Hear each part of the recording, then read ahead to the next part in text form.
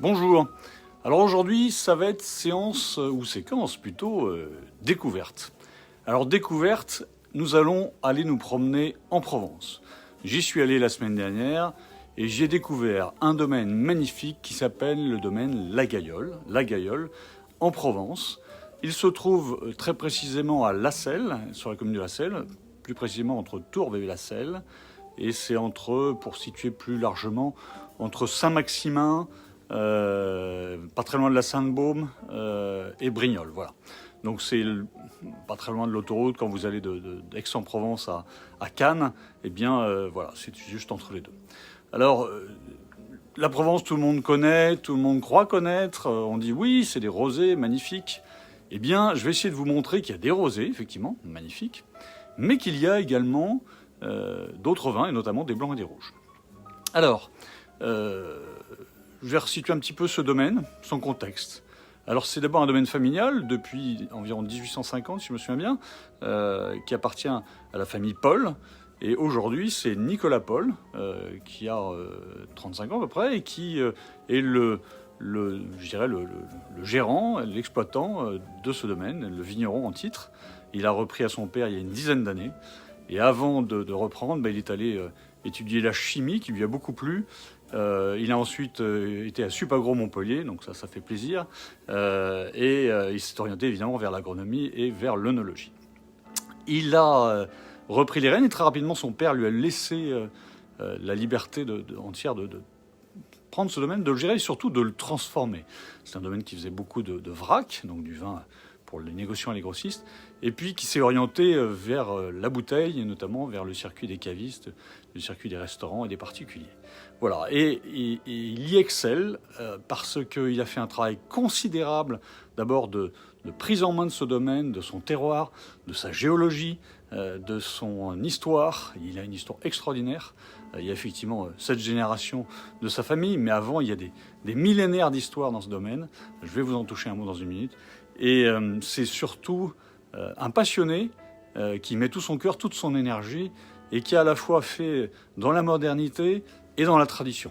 Alors, son terroir est incroyable parce que il est multiple, il est microclimatique, il est abrité par une montagne qui se trouve juste derrière la Sainte-Baume qui le protège, notamment du froid ou des périodes trop chaudes. Il y a une source d'eau naturelle qui est captée et qui passe au cœur de la propriété et qui permet une fraîcheur un peu partout, et notamment des sols à la fois riches en géologie, en argile, en calcaire, mais également des sols qui sont irrigués par cette eau, et notamment sur les vins IGP, et parfois les AOC quand on a le droit, de pouvoir les arroser quand il fait trop sec. Voilà. Mais naturellement, ce sol est déjà largement imprégné d'eau et donc ne souffre pas des grandes chaleurs, et ça en fait des vins très frais et pas trop puissants. Et ça, c'est important dans notre période de réchauffement climatique. Voilà. Alors, je vais vous parler bien évidemment des vins. Nicolas Paul, on en a un petit peu parlé. Il m'a impressionné parce que, d'abord, il a une gentillesse extraordinaire. Et ensuite, il est également passionné par son terroir, par l'histoire de sa famille, par la nature. On peut dire qu'il protège son environnement de manière extraordinaire. Les vignes sont admirablement bien entretenues. Il y a très peu d'intrants, il y a très peu de produits. C'est vraiment l'herbe pousse dans les vignes. Enfin voilà, c'est vraiment quelque chose de très environnemental et économiquement viable et sérieux. Voilà, et j'ai vraiment plaisir à vous présenter ces vins. Alors on va commencer à tout seigneur tout honneur par les rosés, par la cuvée qui s'appelle les platanes. Alors pourquoi les platanes ? Eh bien les platanes parce que vous avez dans cette propriété quelque chose d'incroyable, 4 ou 5, je ne sais plus, platanes absolument immenses et magnifiques qui ont plus de 400 ans et qui ont été classés arbres remarquables. Voilà, donc on a honoré ces platanes du nom de cette cuvée qui se décline en rosé, rouge et blanc.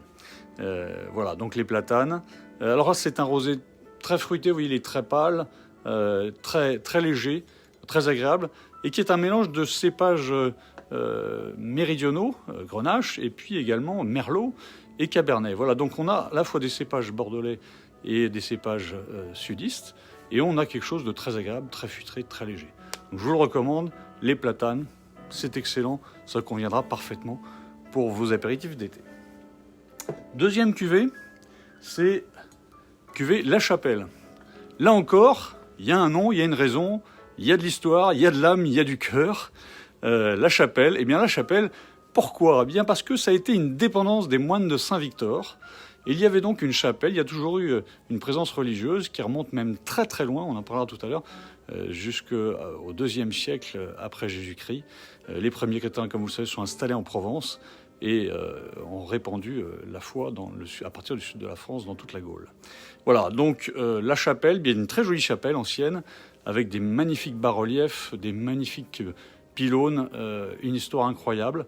Elle est un petit peu désaffectée, mais il reste des choses magnifiques et des restes archéologiques très intéressants. Voilà, de nombreux historiens ou archéologues sont venus, ont étudié de très près cette chapelle et son environnement, et je vous expliquerai aussi pourquoi tout à l'heure. Voilà, donc ça, c'est un rosé un petit peu plus puissant, la chapelle, mais qui reste sur la fraîcheur, sur la légèreté. Et là, c'est aussi du bonheur en bouteille, à boire aussi l'été. Alors ça pourra être vos apéritifs, mais ça pourra également accompagner les repas en toute quiétude et agréable. Voilà. Le troisième vin, c'est la cuvée emblématique, on va dire, du domaine La Gaillole. Donc La Gaillole, c'est, on va dire, la cuvée Siagria. Alors Siagria, comme vous voyez, il y a une étiquette magnifique. C'est une représentation d'un sarcophage qui était celui de la princesse Siagria. Et la princesse Siagria était une chrétienne qui a été assez emblématique de cette région, dont on a retrouvé le sarcophage. Il est tellement beau que la famille Paul a préféré le confier au musée de Brignoles pour ne pas qu'il s'abîme et surtout qu'il soit bien protégé. Donc on peut en voir une reproduction qui est dans le domaine. On peut voir l'endroit où elle a été extraite. Et cette cuvée ici est un grand rosé, comme les Provençaux savent le faire. On est sur quelque chose de gastronomique au sens que ça accompagnera très bien des repas. Et pourquoi pas une bouillabaisse, un poisson en sauce, voilà, tout ce qui est un peu cuisine d'été ou cuisine d'hiver, eh bien c'est un rosé qui conviendra parfaitement. Siagria du domaine La Gaillole. Et puis, pour continuer, on oublie parfois que en Provence, on fait aussi des blancs. Voilà, très joli blanc, très jolie couleur, bien transparent. On est sur une cuvée encore les platanes. C'est un blanc, c'est un vermentino. C'est très fin, c'est très frais. Comme je l'ai dit tout à l'heure, c'est un terroir de fraîcheur grâce à l'eau qui passe dans le domaine. Eh bien, ces blancs également ne sont pas des blancs sudistes, ce sont des blancs effectivement qui ont du charme, qui ont du corps, qui sont agréables. Mais on a quelque chose de très frais. Voilà. Donc les platanes à retenir, La Gaillole, excellent. Et puis, n'oublions pas qu'en Provence, on fait aussi des rouges. On a un peu tendance à croire qu'en Provence, on fait que des rosés. Eh bien non, nous avons également ce rouge, très joli rouge, les platanes. Alors c'est un rouge de fraîcheur, c'est un rouge léger, c'est un rouge d'été, c'est un rouge qu'on pourra rafraîchir un petit peu, sur lequel vous pourrez accompagner très agréablement vos grillades, pourquoi pas même certains poissons à la plancha un petit peu épicés. Voilà, c'est très souple, c'est très frais. Les platanes, La Gaillole, je recommande vraiment, toujours grâce à ces magnifiques platanes, arbres remarquables. Et enfin, pas la moindre des cuvées, eh bien, Siagria. Siagria, en rouge cette fois-ci, toujours la même étiquette, le même sarcophage, la même princesse chrétienne.